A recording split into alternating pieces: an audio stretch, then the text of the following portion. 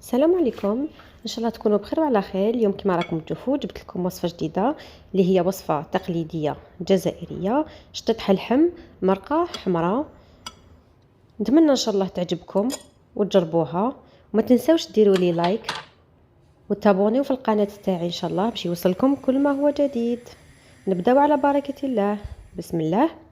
هنا نجيبوا الثوم، انا درت تقريبا راس تاع ثوم نرحيه، ومن بعد نديرو النجره تاعنا. ومن الاحسن يعني اللي يحب اللحم يكون طايب مليح مليح يدير كوكوطه خير.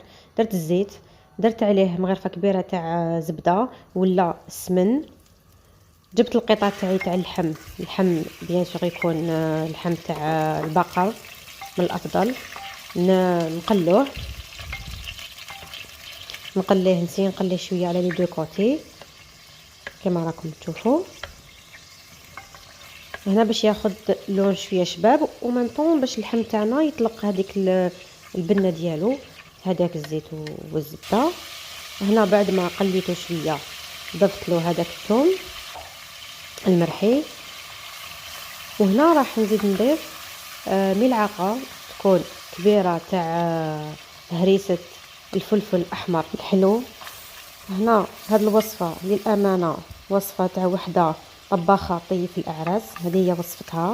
هنا زدت ملعقه ماشي معمره مليح تاع طماطم مصبره، الملح حسب الذوق. هنا درت توابل، درت راس الحانوت خاص بالمرق الاحمر، فلفل اسود والعكري. هنا تقدروا ديروا توابل تلقاوها عند العطار، توابل خاصه بشطيح اللحم. هنا نخلط مليح، وهنا راني النار راني دايرتها قليله، ونخلي هذاك اللحم يتخلط مليح مع هذوك التوابل وهذاك الثوم اللي درناه. نخلوه يطيب غير في غردو على نار قليله، نغطوه واحد 5 دقائق حتى 10 دقائق. انا في التقليه نعطيله وقته باش يتشرب لنا مليح هذوك النكهات. هنا كما راكم تشوفوا شاك فوا راني نحي الغطاء ونحرك باش نخاف اون سي جامي يلصق هذاك اللحم.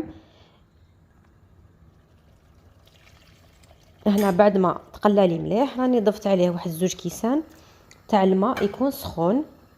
هنا الماء نديرو على حسب الكميه تاع اللحم اللي عندنا، حتى نشوفوا اللحم تاعنا تقريبا قريب يتغطى بالماء نحبسو. هذيك هي الكيله اللي نديروها. هنا راني ضفت عليه كميه من الحميصه هنا راهي طيبه نص طياب. هنا الحميصه اللي ماشي طيبه يقدر يضيفها مع الاول.